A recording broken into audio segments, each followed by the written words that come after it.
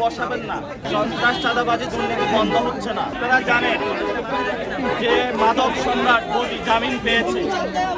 Body কিভাবে জামিন pile এটা আমাদের প্রশ্ন।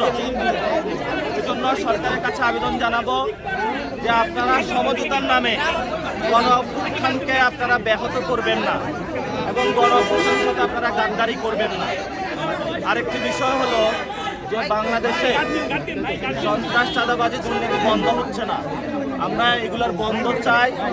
তরুণ সমাজ এগুলোর জন্য নতুনভাবে মুখিয়ে আছে যে বাংলাদেশে তারা একটি পরিবর্তন চায়।